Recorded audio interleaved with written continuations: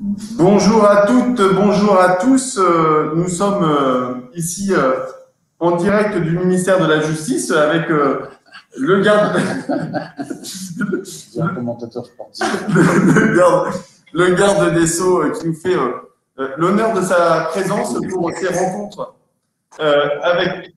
Oui, voilà, c'est pas du direct, hein, ça c'est. Enfin, voilà, donc on se retrouve avec toutes les entreprises de la communauté des entreprises s'engagent, donc au ministère de la Justice, avec le garde des Sceaux, sa conseillère, Madame Tarugia, et puis Albin Heumann, le directeur de l'agence du travail pénitentiaire, l'ATI.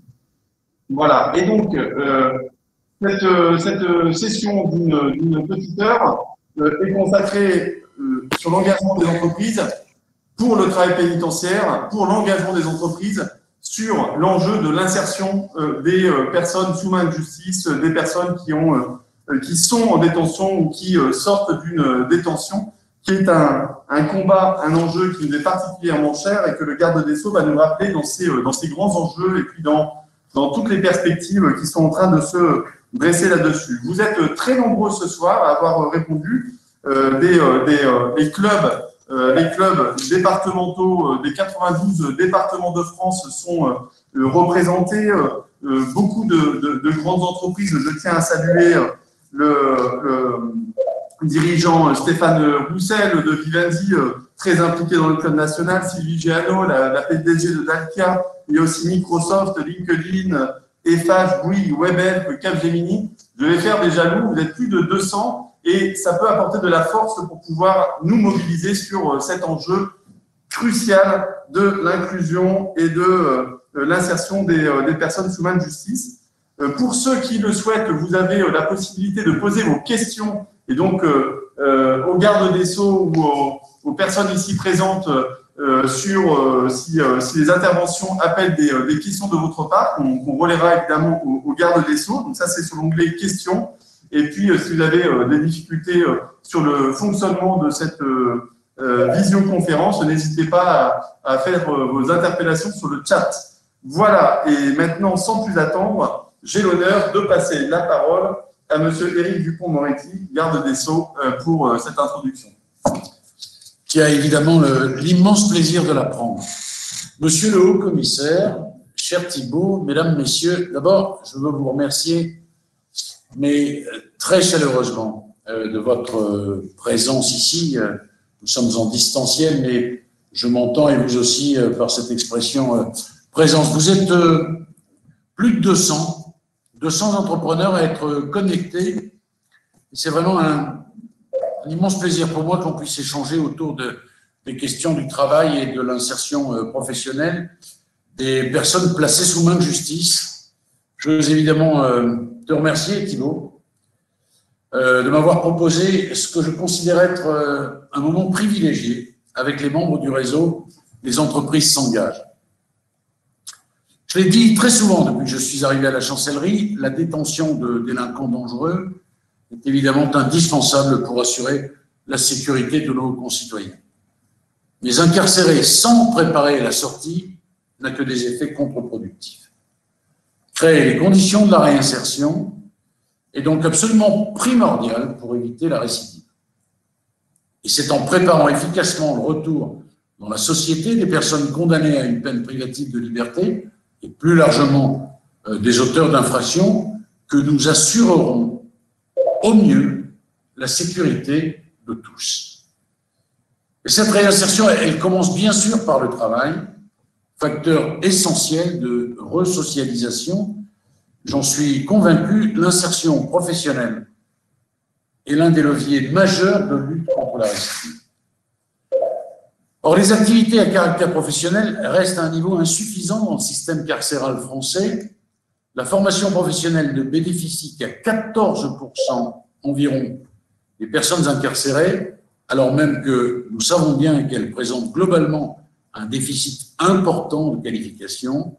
Quant au travail en prison, c'est 29% des personnes détenues qui y ont accès, contre près de 50% il y a 20 ans. Je me suis donc fixé comme priorité de développer le travail et la formation en détention Et je suis ravi de faire cette visio avec vous aujourd'hui parce que, pour le dire clairement, j'ai besoin de vous. Je sais que vous êtes à même de vous intéresser à ce public jeune, qui constitue les personnes en détention. Je sais aussi que vos entreprises implantées dans tous les territoires cherchent à faire travailler des personnes à proximité. Pour favoriser le travail en détention, une agence a été créée il y a peu de temps. Elle a pour rôle de faciliter l'insertion professionnelle des personnes placées sous main de justice.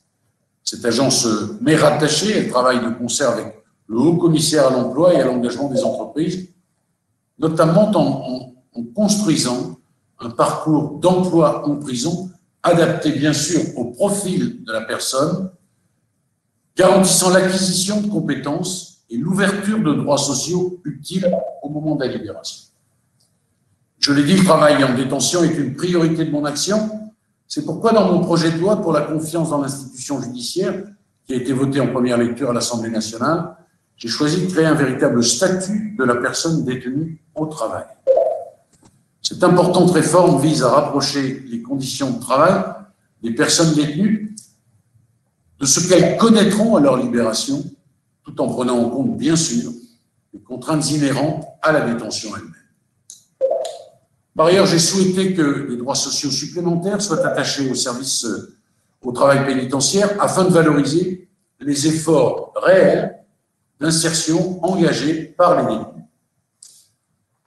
Il s'agit aussi de réduire la fragilité qui s'attache au moment de la libération. Et ces droits, notamment en matière de vieillesse et de chômage, ne seront mobilisables qu'à la sortie de détention. Dans cette même veine, nous créerons un contrat d'emploi pénitentiaire pour encadrer et revaloriser le travail pénitentiaire et pour faire venir de nouvelles entreprises en détention sur des métiers formateurs et en tension. Vous faire une place à vous, opérateurs économiques, c'est aussi mieux préparer le lien dedans-dehors et la continuité des efforts engagés le temps de l'incarcération.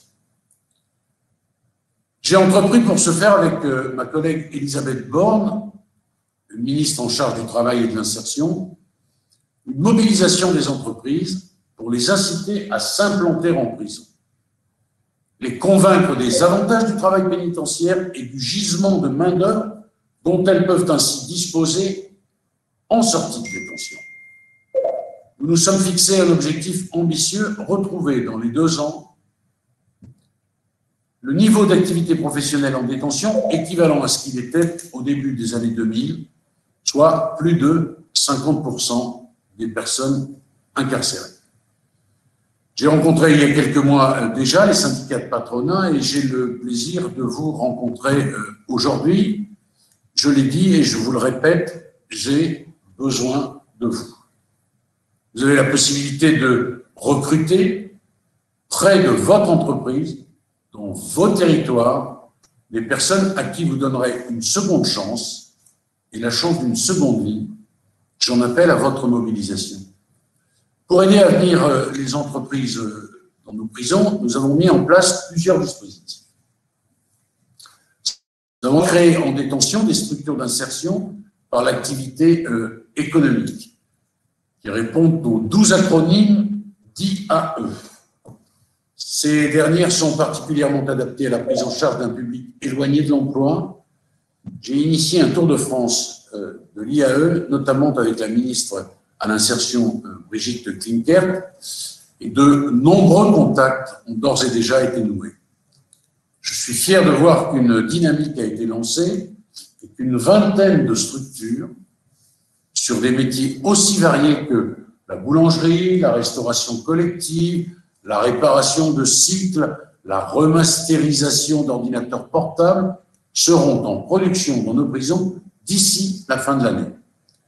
Mais il faut également changer l'image du travail pénitentiaire et bien sûr le revaloriser. C'est pourquoi nous avons lancé un label PEPS qui vient distinguer des entreprises qui s'implantent en détention en y développant une production qui permette aux travailleurs détenus d'acquérir des compétences, mais également de garantir une juste récompense du travail fourni. Ce label s'intègre ainsi dans la démarche RSE, peut être mis en avant positivement pour répondre aux appels d'offres de grandes entreprises ou de collectivités locales. Nous développons enfin le service de l'emploi pénitentiaire, notre opérateur économique en régie, qui gère à ce jour 48 ateliers des établissements pénitentiaires français. Rattaché au moment de sa création à l'agence dont je parlais tout à l'heure, ce service dont le lointain ancêtre remonte à 1951 souhaite augmenter ses implantations à raison de 3 ateliers supplémentaires par an au minimum et se tourner vers des secteurs d'activité en tension comme le numérique, les services aux entreprises et l'économie durable. Pour finir, je souhaite vous remercier pour votre engagement actuel et futur au bénéfice de l'insertion et j'espère pouvoir compter sur vous pour amener le travail en détention.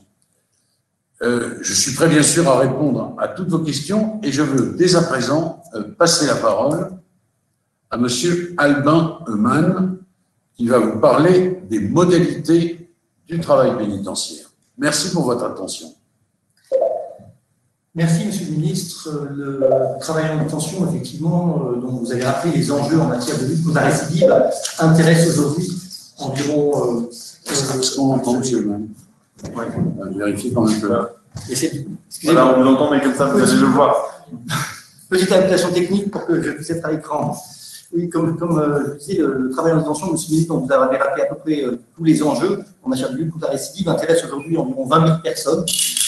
Sur ces 20 000 personnes qui ont une activité professionnelle en détention, il y en a une grosse moitié qui le font dans le cadre de ce qu'on appelle le service général, c'est-à-dire au profit du fonctionnement même des établissements pénitentiaires. Ce sont par exemple des commis de cuisine, des auxiliaires qui distribuent les repas dans les cellules, qui contribuent aux tâches de nettoyage, qui participent à l'entretien bâtimentaire. La petite moitié restante travaille sous ce qu'on appelle en production dans les ateliers, soit pour le compte du service de l'emploi pénitentiaire, dont vous avez dit ce qu'il était, soit pour le compte d'entreprises, ce qu'on appelle de façon générique des concessionnaires. Il y a aujourd'hui environ 400 entreprises qui ont choisi d'implanter toute ou partie de leur production en détention. Alors vous comprenez, 2 modalités s'offrent à vous pour pouvoir bénéficier des avantages du travail pénitentiaire sur lesquels je reviendrai dans quelques instants. Ces 2 modalités, c'est d'une part la sous-traitance, donc le fait de faire appel à la 50aine d'ateliers du service de l'emploi pénitentiaire. Nous offrons dans ce cadre des capacités de production dans 11 grands secteurs d'activité, parmi lesquels la métallerie, la confection, le dessin assisté par ordinateur, le travail du cuir, l'imprimerie également ou le conditionnement. Comme vous l'a dit le garde des Sceaux, nous développons actuellement de nouveaux ateliers dans 3 grands secteurs d'activité parce qu'ils représentent à la fois des secteurs en tension dans lesquels les chances de réinsertion sont extrêmement importantes et parce que ça correspond aussi aux appétences de notre public jeune, donc le numérique, l'économie durable et notamment le recyclage et puis le service aux entreprises au travers notamment de centres d'appel. La seconde modalité pour vous de bénéficier des avantages du travail pénitentiaire, c'est de vous installer dans un des 188 établissements pénitentiaires métropolitains ou ultramarins, et donc de profiter des 600 ateliers qui existent déjà, qui représentent quand même 610 000 m² de surface de production et 50 000 m² de surface de stockage. Alors, quelle que soit la modalité que vous choisirez, sous-traitance ou implantation au sein des détentions, eh bien, vous bénéficierez des avantages du travail pénitentiaire, à commencer par des coûts maîtrisés, puisque les surfaces de production sont mises à votre disposition à titre gracieux, et que, par ailleurs, la rémunération des opérateurs, des personnes détenues, est encadrée législativement avec un seuil minimal de rémunération qui est fixé à 45% du SMIC. Les charges sociales sont par ailleurs relativement allégées. Les démarches administratives aussi sont simplifiées puisque les supports d'engagement, comme les bulletins de paye, sont produits par l'administration pénitentiaire, ce qui évidemment allège d'autant votre charge de travail. Le travail pénitentiaire représente encore une forme de flexibilité qui permet de s'adapter à vos besoins et avec une capacité assez forte à réduire ou augmenter de façon quasi instantané, j'allais dire, même si ce n'est pas tout à fait vrai, mais en tout cas très rapidement, votre niveau de production en fonction de l'évolution de votre carnet de commandes. Et puis on ne souligne pas assez souvent, et c'est là aussi un travail qu'il faut mener pour changer l'image du travail pénitentiaire. Le travail pénitentiaire, ce sont des prestations de qualité dont un certain nombre de partenaires vont témoigner dans quelques minutes. Alors pour vous, un dernier mot avant de vous dire comment vous pouvez trouver toutes les informations qui concernent le travail pénitentiaire. Il me semble que dans une période où la question de proximité est devenue un facteur de sécurité extrêmement important, eh bien, le maillage territorial des ateliers pénitentiaires dont je vous parlais tout à l'heure vous permet tout à la fois de réduire votre impact environnemental et puis évidemment de contribuer de manière extrêmement positive à l'évolution de la société en permettant à des personnes qui en ont vraiment besoin de réintégrer cette société dans les meilleures conditions. Alors, afin que vous ayez une vision assez exhaustive et très très simple des possibilités qui vous sont ouvertes et pour faciliter vos démarches aussi, eh bien, on met à votre disposition dans quelques semaines un outil numérique qui va vous permettre de visualiser sous forme de cartographie l'ensemble des ateliers qui sont déjà existants. Ça vous permet de voir notamment les surfaces disponibles, les modalités pratiques d'accès aux établissements, les productions déjà installées, les équipements dont vous pouvez bénéficier. Vous pourrez aussi avoir accès à une liste de contacts, et notamment nos référents interrégionaux du travail qui peuvent vous accompagner dans toutes vos démarches. Cette liste de contacts et l'ensemble de cette cartographie sera disponible sur ce site que je vais vous indiquer maintenant, qui est donc travail-prison.fr.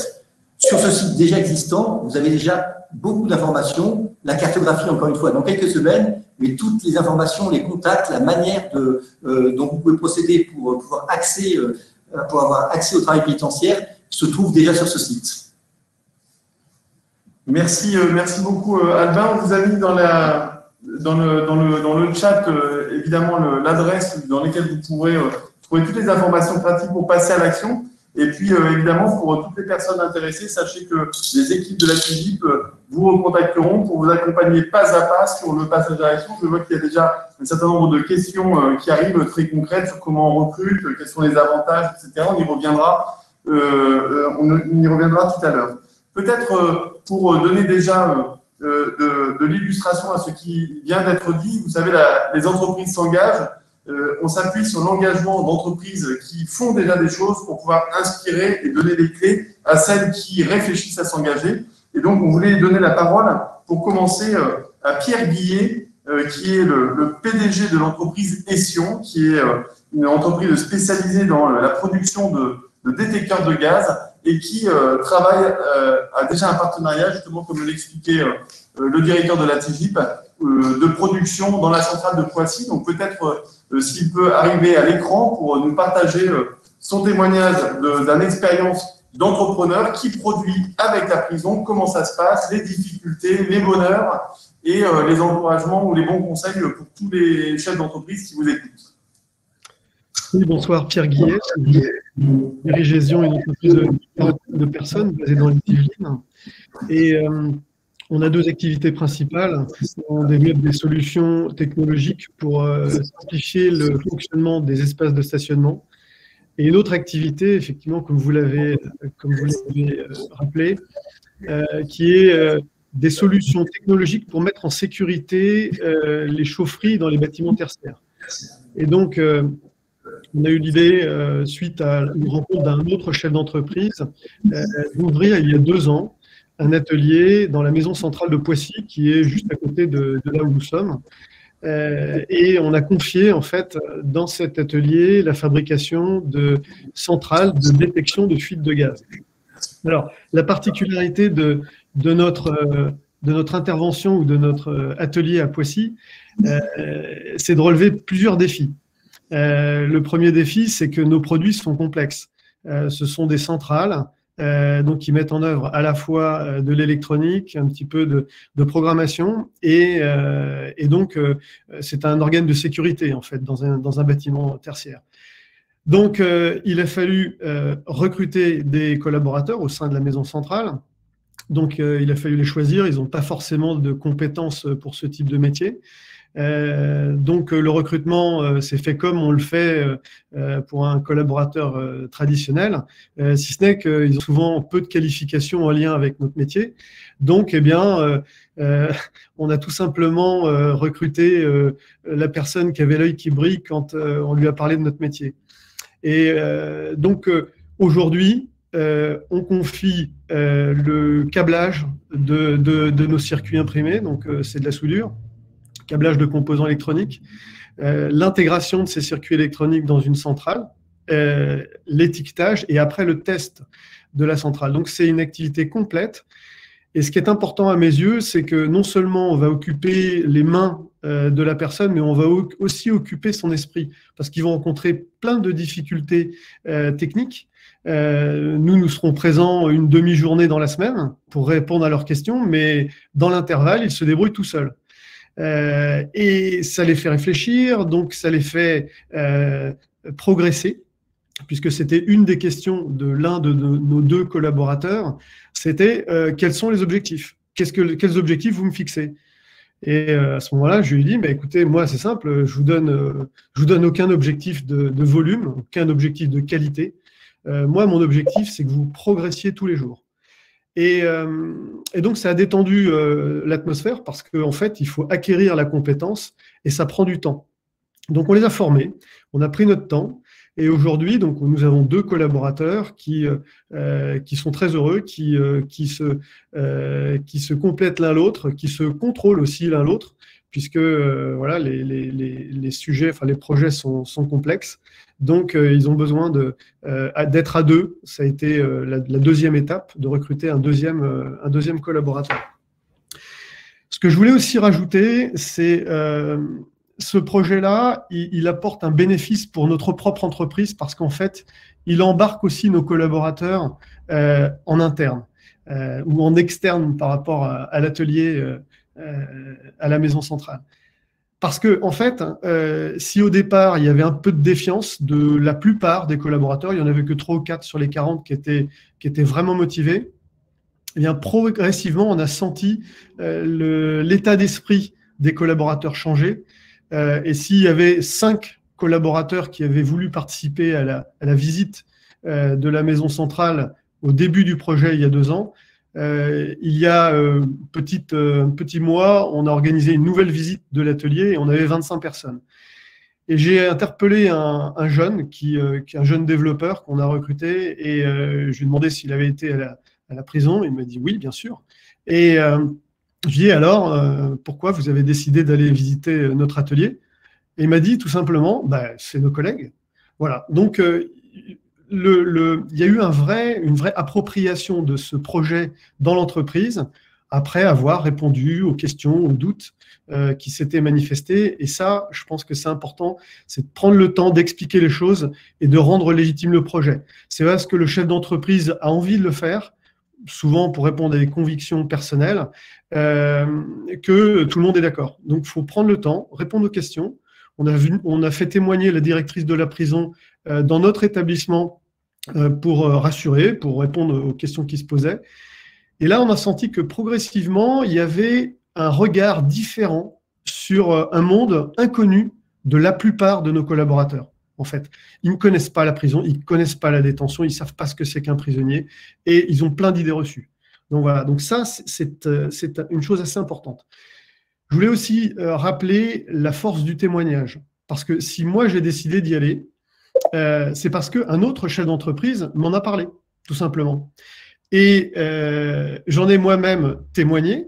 Il y a eu quelques écrits là-dessus. Et j'ai un ami qui dirige des magasins Intersport, plusieurs magasins Intersport dans les Yvelines, qui a décidé de s'engager lui-même, qui a contacté, enfin, je lui ai demandé de donner mes contacts au sein de la prison, et il est en train de monter un projet d'atelier au sein de cette même maison centrale de Poissy. Donc, la force du témoignage permet d'embarquer aussi d'autres entreprises dans cette démarche. On est dans l'économie de marché, mais on est aussi dans une économie du bien commun. Donc, si on veut que ça marche, il faut témoigner. Et enfin, pour conclure mon propos, je voudrais parler d'engagement réciproque. parce que Monsieur le ministre tout à l'heure nous a dit j'ai besoin de vous. Eh bien, je pense que c'est une petite idée qui m'est venue.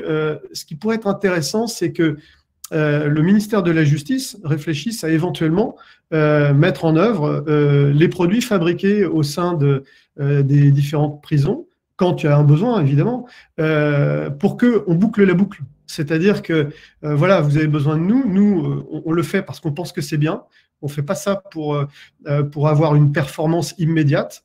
Et voilà, aujourd'hui, on a des résultats satisfaisants, mais qui ne sont pas ceux qu'on pourrait attendre d'une unité de production. Eh bien, peut-être que la réciprocité pourrait être de proposer nos solutions pour les besoins du ministère de la Justice, pas forcément dans les prisons, mais aussi dans les autres structures du ministère. Voilà, je voudrais juste un dernier petit propos concernant, on a parlé de jeunes tout à l'heure. Nous, nos 2 détenus sont condamnés à des peines très lourdes, l'un à perpétuité, l'autre à 25 ans de prison, et ils ont 58 et 59 ans. C'est certainement pas simple pour eux si un jour ils sont amenés à sortir, de trouver du travail. Nous, on s'est engagé, dans la mesure du possible, à les intégrer chez nous si jamais ils étaient amenés à être libérés à l'issue de leur période de détention. Voilà, donc voilà, c'est des cas compliqués, mais c'est quand c'est compliqué qu'on arrive à embarquer les gens. Si c'était simple, en fait, voilà, je pense qu'on n'aurait pas de tels résultats. J'ai terminé. Je ne sais pas si j'ai tenu le temps qui m'était imparti. Ah, c'est parfait. Voilà, très bien. Il y a le son toujours là. Oui, c'est bon. Il y a le son. D'abord, je voudrais vous remercier puisque vous investissez ce projet que je veux porter déjà depuis combien de temps d'ailleurs? Depuis plusieurs années? Depuis 2 ans. Depuis 2 ans, d'accord. Pour vous faire sourire, j'ai travaillé avec les Belges sur cette question, parce que les Belges ont aussi un système qui permet aux patrons de venir. Et là, ils ont fait une espèce d'affiche où on voit un patron habillé en patron, enfin comme on l'imagine, avec l'attaché caisse, puis derrière il est sur une graduation anthropométrique, vous voyez, donc vraiment on a le sentiment qu'il est en garde à vue. Et la légende, c'est les patrons n'ont plus peur d'aller en prison. C'est du belge. Je ne sais pas si vous accepteriez une pub comme celle-là, enfin, je vous dis ça parce que ça m'avait amusé. Mais bon, évidemment, je suis très sensible à ce que vous dites sur le plan humain. Il y a une interaction entre les collègues de l'intérieur, les collègues de l'extérieur. Et ça fait écho à ce que j'ai dit. Moi, je veux, dans la mesure du possible, qu'on ne perde pas en prison les règles de la vie sociale. Et le travail, ça fait partie de ces choses. Et vous avez sans doute entendu dire que dans le projet de loi que j'ai porté, je souhaite qu'il y ait des réductions de peine à l'effort, et non pas automatiques. Je n'en veux plus. Mais ce n'est pas pour être plus sévère, c'est pour inciter les détenus à aller, qu'ils gardent les clés et les codes de la société. Les clés au sens métaphorique, bien sûr. Vous me posez une question sur qu'est-ce qu'on peut faire nous, pour, en fond, labelliser. D'abord, on peut labelliser, effectivement, on peut l'envisager. Et puis, déjà, dans la loi qui aura vocation d'intervenir, il y aura, pour les entreprises comme la vôtre, un accès au marché réservé. Parfait. Donc, mais ça, nous sommes déjà labellisés. Nous avons eu le label PEPS l'année dernière. Peut-être davantage de faire connaître encore, parce que PEPS, nous, on sait ce que c'est, mais peut-être qu'il y a un effort, effectivement, pour faire savoir ce que c'est que PEPS. Que voulais-je vous dire encore? Il y a des situations et des métiers, au fond, où la rentabilité, vous le dites très justement, n'est pas tout de suite au rendez-vous. Mais en revanche, il y a certains types d'activités qui permettent effectivement une rentabilité qui est intéressante, parce qu'on ne paie pas les détenus comme on paie les autres salariés, et pour cause, puisqu'ils sont, si j'ose dire, au sens premier du terme, pris en charge. Donc, je ne veux pas non plus qu'on croit que systématiquement, on va vers quelque chose de très long, d'information, etc.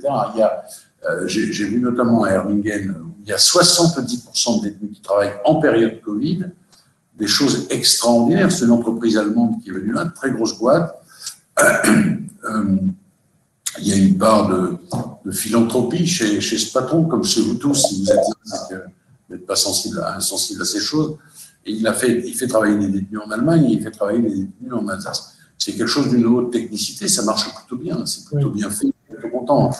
Et puis à côté, il y a la restauration de meubles qui viennent d'Emmaüs. Et vous voyez, quand j'ai fait cette visite, et ces mots-là vont vous parler, il y a un des garçons d'Emmaüs là qui m'a dit, voyez, monsieur le ministre, ici, on ne restaure pas que des meubles. Ils achètent des meubles, ils les réparent, ils les revendent. On dit, on ne restaure pas que des meubles, on restaure des hommes. Chers amis, je suis désolé, mais en fait, on a une succession de témoignages. En tout cas, je pense que vous avez eu une belle réponse avec effectivement les clauses sociales dans la commande publique.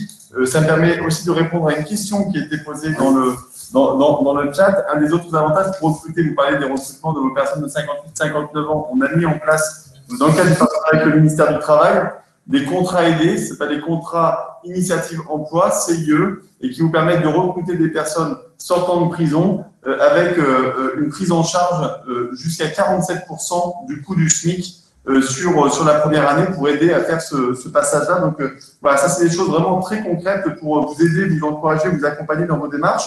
En parlant d'autres démarches, du coup, il y a Guillaume Deltombe, qui est le directeur. Merci beaucoup à vous en tout cas pour votre témoignage et puis continuez d'en faire pour faire des petits épargnes d'entreprise qui s'engagent, comme Guillaume Deltombe, qui est directeur de la fabrication de l'entreprise Liber Aérospace, spécialisée dans les systèmes de commande de vol et de train d'atterrissage et qui a un partenariat notamment des productions pour Airbus et qui fait travailler en lien avec l'ATIGIP une bonne cinquantaine de personnes. Peut-être que Guillaume Deltombe va pouvoir nous rejoindre pour partager son expérience, son témoignage et ses conseils concrets. Est-ce qu'on peut avoir Guillaume Deltombe?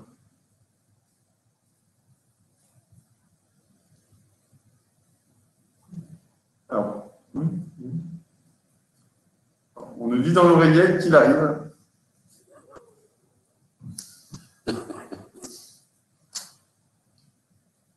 Faire de la télé.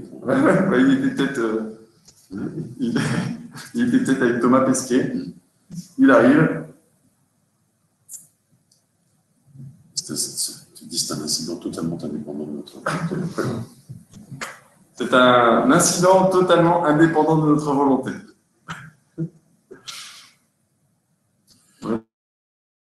Moi, je vais peut-être reprendre la parole une seconde parce qu'on a une question d'un chef d'entreprise qui nous indique qu'il veut aller à Aix-en-Provence et qui nous demande comment. Alors, il souhaite recruter des sortants de prison, comment faire? Il contacte le service pénitentiaire d'insertion probation, le SPI, où il se met en relation avec l'ATIGIP. A-T-I-G-I-P. Voilà, c'est l'acronyme ATIGIP. Et naturellement, ensuite, on relaiera, voilà, l'ATIGIP relaiera sa demande. Et on a mis également, parce qu'il y a les questions de proximité qu'on évoquait, si ce monsieur Deltombe arrive, je m'arrête tout de suite, mais on a essayé de cartographier les établissements pénitentiaires pour que l'entrepreneur de Dunkerque, c'est important pour lui de savoir ce qu'on fait dans le Nord et qu'on ne lui dise pas, mais on est susceptible de fabriquer ce que vous voulez à Agen. Vous voyez, on a priorisé ça en fonction de la géographie, on a fait ce travail, il est naturellement à votre disposition. Je voulais vous dire. Donc, SPIP et ATIGIP. Bon, alors, comme il y a des problèmes de connexion, on est désolé. Du coup, c'est Anaïs Dauté qui a fondé en 2015 l'entreprise des Récupérables qui devrait nous rejoindre. Les Récupérables, une jeune entreprise de l'économie circulaire et qui a choisi dès le départ de mettre en place un partenariat dans le cadre du travail pénitentiaire. Voilà, Anaïs nous a rejoint. À vous la parole.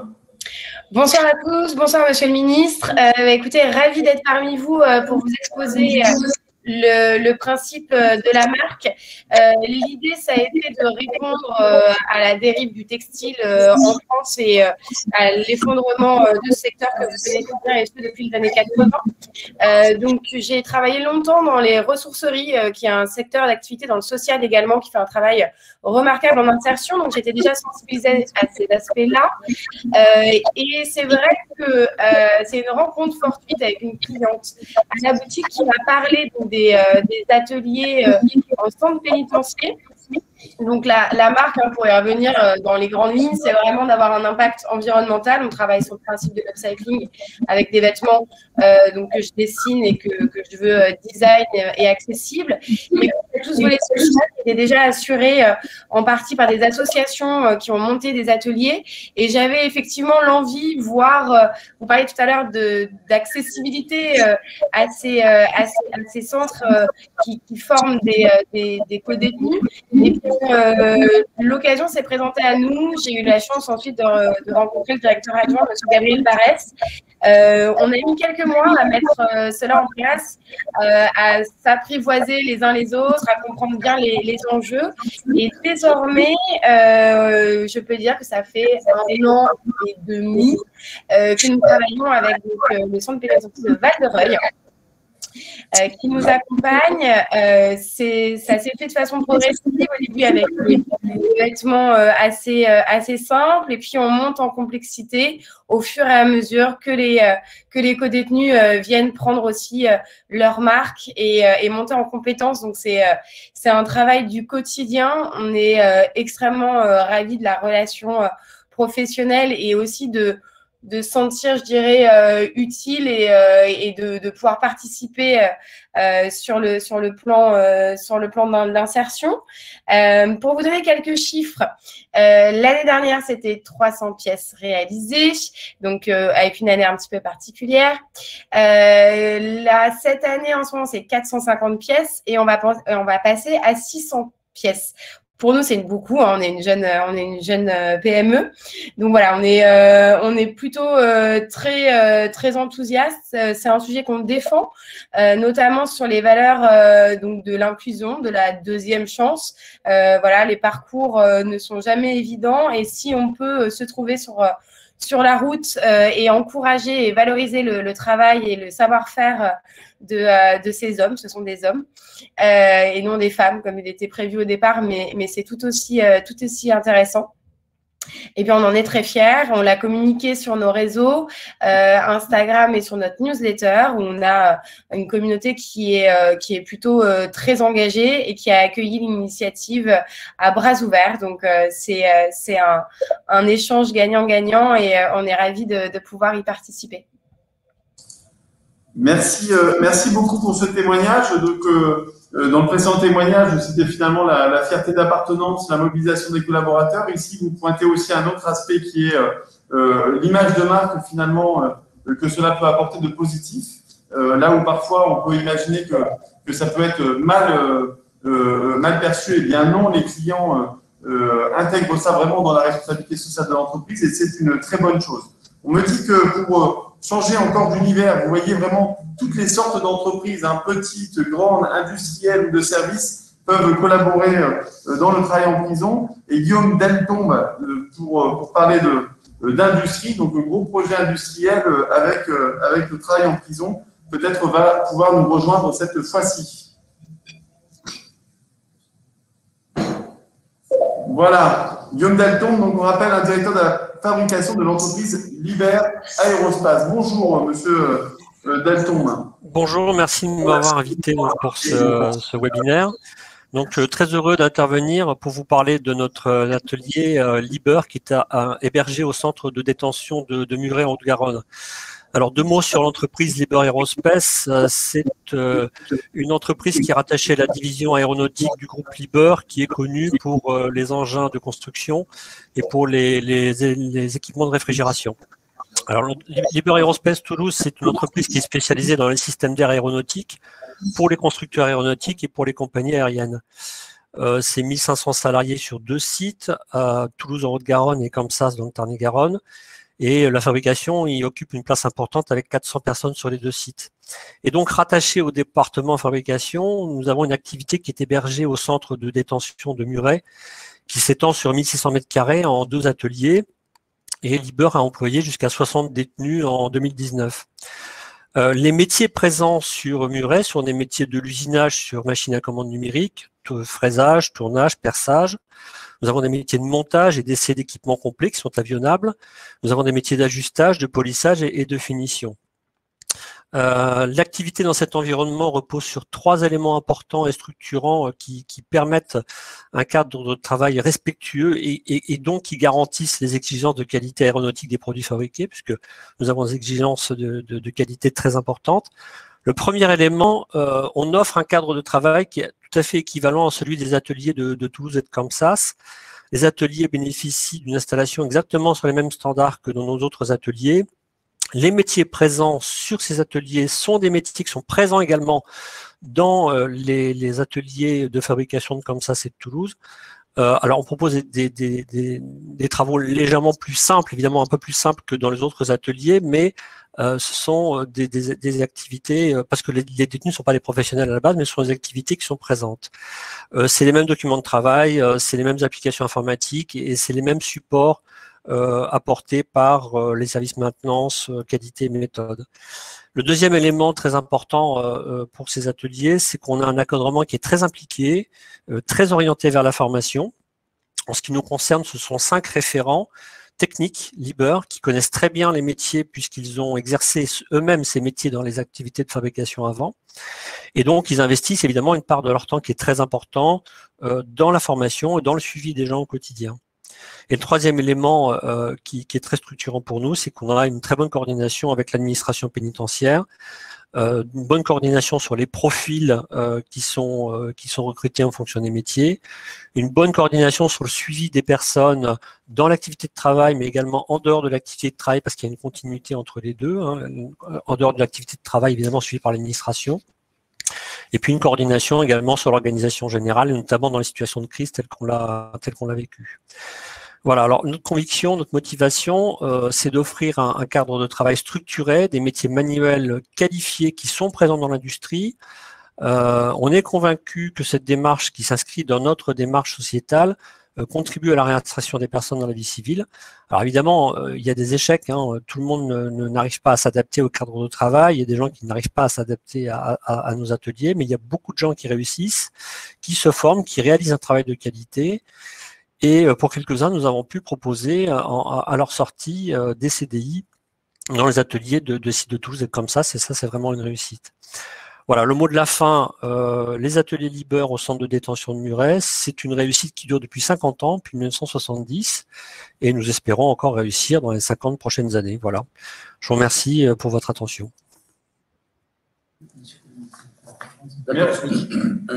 Pardon, merci pour votre... Est-ce que vous m'entendez? Oui. Merci, monsieur Delton, pour votre témoignage. Vous avez fort bien fait de rappeler que vous êtes à Muret, au centre de détention de Muret depuis 1970. Tout à fait. Ce qui, à soi seul, témoigne d'abord de l'intérêt que vous portez à cette question du travail en prison et du fait que vous y avez trouvé un certain nombre d'avantages pour votre entreprise. C'est un mélange des deux. Tout à fait. Tout à fait. Alors, on m'a posé une question sur la nature de ce contrat, donc je vais vous préciser rapidement et ensuite, naturellement, toutes les précisions pourront vous être apportées, mais c'est d'abord un contrat de droit public. Et ça signifie que les personnes qui sont recrutées, qui seront, je parle du contrat qui est dans mon projet de loi, personnes qui seront recrutées ne compteront pas dans les effectifs de l'entreprise. Et ce contrat, naturellement, fait une place importante à l'opérateur économique. Et de ce fait, on peut envisager des recrutements à la fin du contrat, bien sûr. Ensuite, sur les modalités pécuniaires à proprement parler, on est dans les clous de ce qui est aujourd'hui pratiqué, notamment par ceux qui déjà connaissent le mécanisme et font travailler les détenus. Quelques précisions que je souhaitais vous apporter et qui me semblaient indispensables. Merci, monsieur le garde des Sceaux, pour ces précisions. Effectivement, vous pouvez aussi retrouver vraiment tous les détails, je pense, sur travail-prison.fr. Et tous ceux pour qui on n'aura pas encore l'occasion de répondre aux questions, évidemment, on reviendra vers vous, car les questions sont extrêmement nombreuses et malheureusement, notre temps compté. Merci pour ce témoignage. Et donc, nous appelons maintenant Hugues Pelletier, qui est fondateur et directeur général d'une entreprise, d'une start-up spécialisée dans le matériel de réemploi des emballages et qui, justement, a mis en place un partenariat avec Carrefour et une structure d'insertion par activité économique à Arès, à Montchouconin. Hugues Pelletier, on vous écoute. Exactement. Vous m'entendez? Oui, très bien. Parfait. Bonjour, monsieur le ministre. En effet, je suis Hugues Pelletier, je suis fondateur de la société Petrel. On travaille sur des projets de réemploi d'emballage et de retour de la consigne. Et donc, pour le compte du groupe Carrefour, donc j'ai lancé un projet de réemploi des sacs de e-commerce, donc des sacs comme celui-là, et on a besoin finalement de les trier, de les nettoyer, de les replier, de les compter et de les renvoyer vers Carrefour pour qu'ils puissent être réutilisés. Et donc voilà, 2 ans, je suis allé voir et j'ai échangé avec Arès, qui nous m'a proposé de travailler avec l'atelier du centre pénitentiaire de Meaux, dans le cadre d'un programme de réinsertion. J'ai trouvé ce projet très pertinent. Je suis allé à la rencontre des détenus dans l'atelier. Et finalement, au bout de 2 ans, vous voyez, on a réemployé plus de 500 000 sacs comme celui-là qui ont été réutilisés. Finalement, c'est plus économique pour Carrefour. C'est plus écologique puisqu'on réutilise plus de 90% des emballages et on a économisé 50 tonnes de plastique. Et surtout, c'est ce qui est très important pour nous, c'est inclusif, ça permet d'apporter du travail, de l'activité dans le cadre de ce programme de réinsertion géré par Arès. Et donc, on est très fiers de ce partenariat. Et je vais laisser la parole à Éric Bousquet, qui gère justement ce programme après chez Arès, pour justement détailler un petit peu les modalités.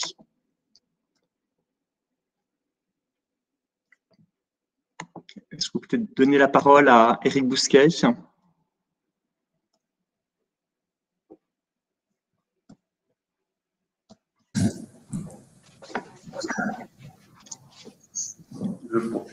Oui. On propose peut-être si. Mais oui, il est où ce monsieur? S'il n'arrive pas de passer la. Je suis désolé, peut-être pour Éric Bousquet, donc, qui est le directeur de cette structure d'insertion par activité économique, et ce que disait le garde des Sceaux, l'objectif, c'est d'avoir des structures d'insertion par activité économique dans toutes les entreprises, dans toutes les prisons de France, et donc, du coup, dans tous les établissements. Et donc, n'hésitez pas aussi à vous appuyer sur les structures d'insertion par activité économique pour démarrer des partenariats si vous voulez travailler en prison. On va devoir passer au témoignage suivant. Alors là, on change d'univers après la grande distribution, l'industrie du luxe, avec ATS, l'atelier luxe, et Olivier Finaz, s'il peut nous rejoindre. Donc ATS, c'est une manufacture multimatériaux, un atelier qui est dédié à la production pour les petites et moyennes séries de ces produits haut de gamme. Ça renvoie à l'argument de proximité, je pense, dont parlait le garde des Sceaux. Et voilà Olivier Finaz qui va nous partager son témoignage concret et opérationnel. Merci à vous. Monsieur le ministre, monsieur le commissaire, merci. Bonjour à tous. Vous m'entendez? Oui, parfaitement.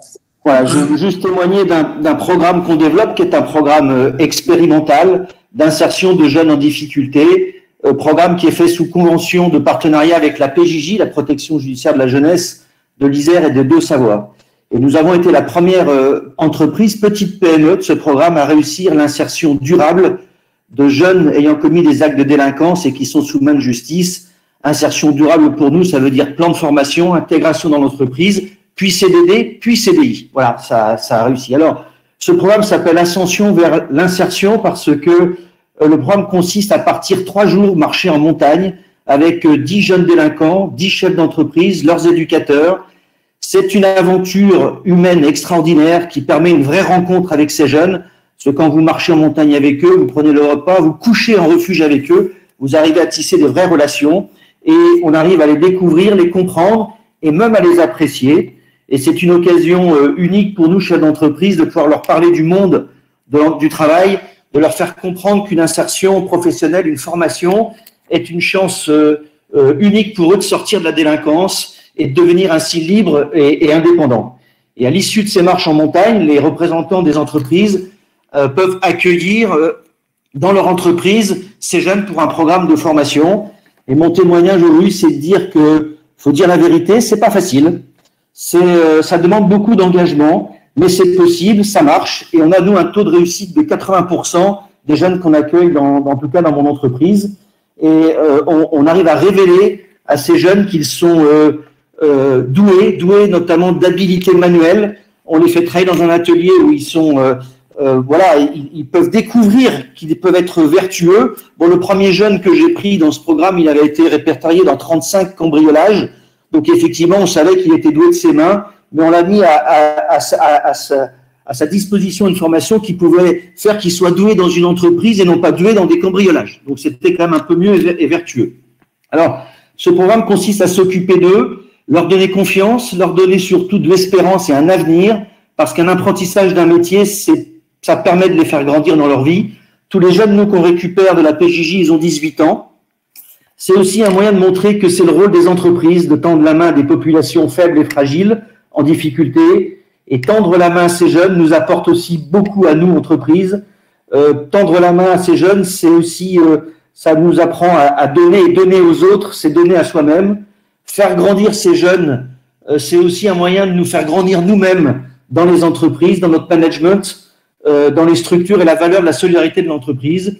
Et moi, j'invite toutes les entreprises à oser, à faire le pas, à se lancer dans le vide pour accueillir des jeunes chez eux. C'est une formidable expérience. Et en tout cas, toutes les entreprises qui sont venues avec nous et marcher en montagne et accueillir ces jeunes dans l'entreprise ne le regrettent pas et ont vécu une expérience et une aventure de belles rencontres extraordinaires, au-delà du fait que ces jeunes avaient maintenant un avenir vertueux et sortaient de la délinquance. Voilà pour mon témoignage. Merci à vous.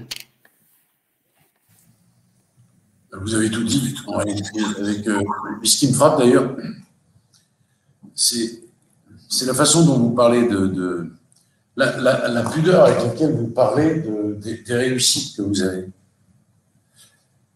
Bien sûr que on ne peut pas tous les sauver, mais vous en avez sauvé un certain nombre. Et humainement, c'est une victoire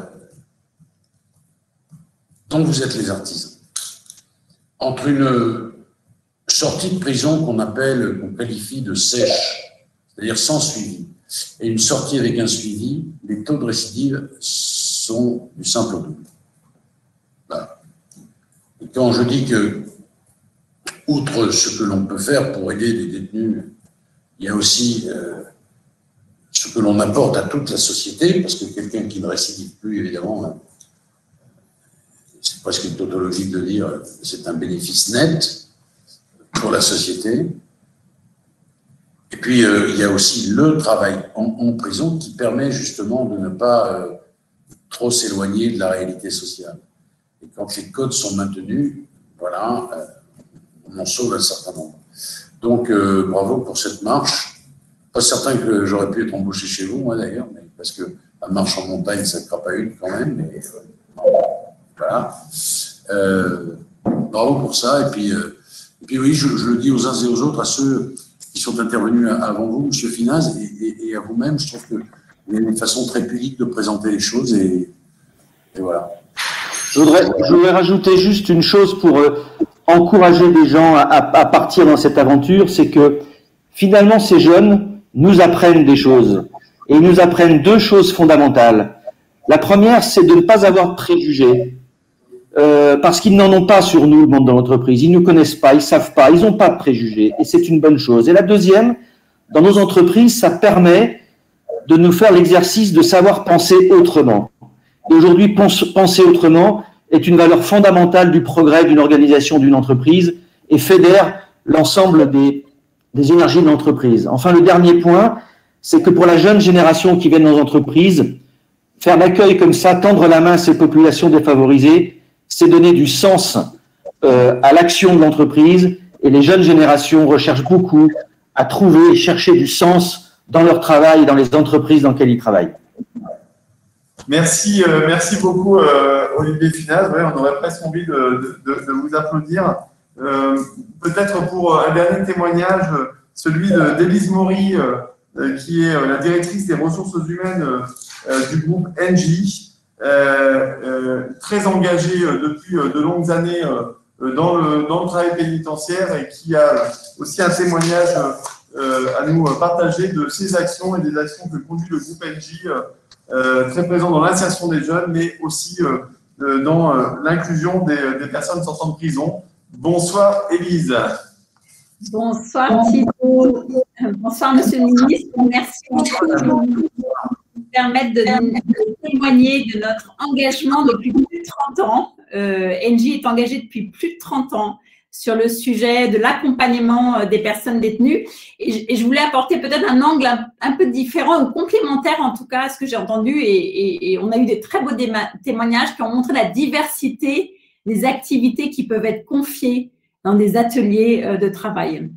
Et NJ parle à la fois en termes d'acteurs de cet atelier, parce que nous gérons aujourd'hui pour le compte de l'administration pénitentiaire dans le cadre de marché, nous gérons 27 ateliers de travail en France et nous avons plus de 600 clients que nous prospectons pour amener cette activité au sein des établissements et avoir une variété d'activités qui permettent d'offrir une opportunité au maximum de profils d'activités qui peuvent être relativement simples jusqu'à des activités très, très complexes.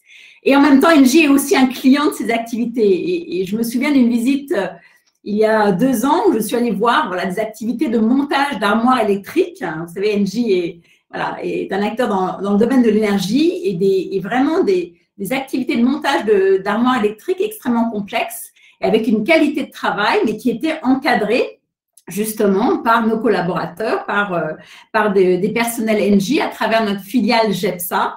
Donc, GEPSA est présent depuis 30 ans auprès de l'administration et donc on a un recul sur ces activités et au-delà du témoignage, c'est aussi peut-être donner des pistes aussi de comment on peut accélérer. Et Monsieur le Ministre, vous l'avez dit, il faut être plus ambitieux sur la volumétrie d'activités qu'on peut amener, combien de personnes on peut toucher, vous l'avez dit, ça a été plus important dans le passé. Il faut qu'on soit collectivement, avec chacun son rôle à jouer dans cette démarche, beaucoup plus ambitieux pour amener ces activités parce que ce qui se passe dans les murs, c'est vraiment préparer l'insertion. Et on crée un cadre où les gens vont apprendre, à la fois les détenus vont apprendre du savoir-faire, mais aussi du savoir-être. Et donc, c'est créer les conditions pour qu'à la fois en termes de comportement et de savoir-faire, ils puissent valoriser ça en externe lorsqu'ils quitteront les établissements pénitentiaires. Donc, juste vous donner quelques chiffres. Aujourd'hui, à ce jour, GEPSA, donc NJ, nous faisons travailler 1900 détenus par an qui sont encadrés par nos collaborateurs et nous les formons et nous devons aussi assurer une qualité de service pour nos clients et vous avez vu des témoignages, plusieurs témoignages, donc il y a un devoir de qualité de service. Vous avez parlé de compétitivité, ce sont des activités qui permettent aux entreprises clientes d'être compétitives et en même temps extrêmement vertueuses pour cet objectif qu'on a tous de faciliter la réinsertion et prévenir la récidive.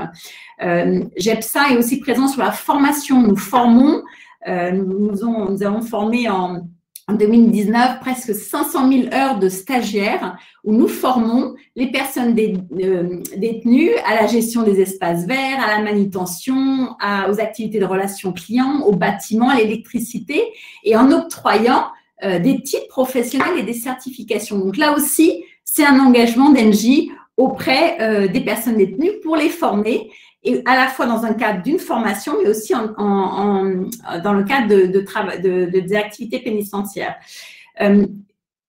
Pour accélérer vraiment cette activité, donc à la fois en tant que client aussi des ateliers, nous confions des travaux et je ne peux que encourager les entreprises qui nous écoutent parce que finalement, toutes les parties prenantes sont gagnantes dans cette démarche et notre engagement depuis plus de 30 ans, clairement, va se poursuivre dans les années à venir et il faut être en effet plus ambitieux en allant chercher les entreprises. Et je trouve que si je peux me permettre de quelques suggestions aussi de comment on peut faire plus. Alors, plusieurs éléments. Vous avez parlé de faire savoir, communiquer positivement sur l'impact vertueux de l'insertion des détenus, du dedans jusqu'au dehors est fondamental. Si vous savez le nombre d'entreprises qui ne connaissent pas, donc savoir communiquer, le valoriser. Je pense aussi de pouvoir introduire le numérique en détention, parce que dans le monde du travail aujourd'hui, le digital est fondamental. Alors, bien sûr qu'il faut permettre d'assurer la sûreté des établissements, ça c'est clair, mais c'est une manière aussi de rendre le travail plus valorisant et de préparer finalement la réinsertion. Pouvoir aussi peut-être avoir un mécanisme incitatif pour les entreprises qui recrutent des détenus, peut-être similaire à ce qu'on fait sur les publics, pour les publics en situation de handicap. Donc, réfléchir à cela. Et aussi sur les activités en elles-mêmes, ne pas créer aussi une nouvelle barrière au développement de l'activité. On a ce contrat d'emploi pénitentiaire et si on a du bipartique avec les donneurs d'ordre privé, cela peut être un élément, un frein. Vous l'avez dit, les détenus ne peuvent pas être des salariés de l'entreprise, ils doivent rester en lien bipartique avec l'administration et par contre, on est en délégation pour s'assurer qu'on puisse vraiment mener le travail qui nous est confié dans le cadre de marché de performance. Donc, la réalité terrain, elle implique un pouvoir et des leviers qui doivent rester dans les mains de l'administration. Et donc, ce contrat emploi pénitentiaire, doit rester bipartique, mais bien sûr avec un acteur tripartite. Et le dernier point, c'est que pour pouvoir vraiment, l'enjeu, c'est vraiment d'augmenter finalement le volume d'activité. Il y a de la place pour tout le monde. Et ça aussi, c'est mon message. Il y a de la place pour les entreprises qui à la fois vont gérer ces activités, comme nous, comme NJ, comme GEPSA, mais aussi pour les entreprises qui vont confier ces activités. Il y a de la place pour les concessionnaires, les gestionnaires, la TIGIP, vous en avez parlé, bien sûr, les SIAE, les ESAT. L'enjeu, c'est vraiment de faire grandir ce volume d'activité. Merci, Élise. Merci Élise pour ce dernier témoignage. Je suis désolé, il y avait aussi la SNCF qui voulait proposer de partager aussi sur l'accueil du travail d'intérêt général. Donc, on refera d'autres événements et d'autres échanges sur ces thèmes-là. Oui. Oui, c'est bon. Et avant de passer la parole au garde des Sceaux pour quelques mots de conclusion, juste vous dire que c'est un point de départ, évidemment, ces échanges-là. C'est un point de départ parce que nous allons bâtir un programme de mobilisation, comme nous l'avons fait pour les jeunes avec un jeune solution. Nous allons travailler avec le ministère de la Justice et la TIGIP pour accompagner toutes les entreprises qui sont engagées et qui veulent s'engager dans les semaines et les mois qui viennent là-dessus. Donc, on reviendra évidemment vers vous pour structurer cette démarche pour tous ceux qui sont volontaires et qui souhaitent rejoindre la dynamique. Monsieur le garde des Sceaux. D'abord, je voudrais vous dire que vous êtes de formidables avocats de la cause à laquelle vous croyez. Dedans, il y a tous les arguments. Il y a la compétitivité, mais pas que. Il y a la vertu, évidemment, parce que c'est un cycle vertueux, mais pas que. Il y a un projet philanthropique, mais pas que. Il y a infiniment de pudeur, mais pas que. Il y a la réinsertion, évidemment. Ce que l'on fait de bien pour les détenus, c'est le même bien que l'on fait à l'ensemble de la société. C'est l'éclectisme des tâches aussi, parce que c'est extraordinaire, on fait de tout en prison. Pour ça, je veux vous dire merci. J'étais convaincu, je le suis plus encore en vous écoutant, et je suis convaincu que ceux qui n'ont pas encore franchi la porte de la prison vont avoir envie de le faire. Parce que c'est quelque chose qui a beaucoup de sens. Pour être un peu plus prosaïque sur le numérique en détention, nous avons un grand programme qui s'appelle NED, numérique en détention, que nous sommes en train de développer, qui doit assurer évidemment la transformation numérique de la justice. C'est un des projets que j'ai d'ailleurs priorisé. Je voudrais vraiment chaleureusement, sincèrement, vous remercier d'avoir donné envie à ceux qui sont là avec nous, l'envie d'avoir envie.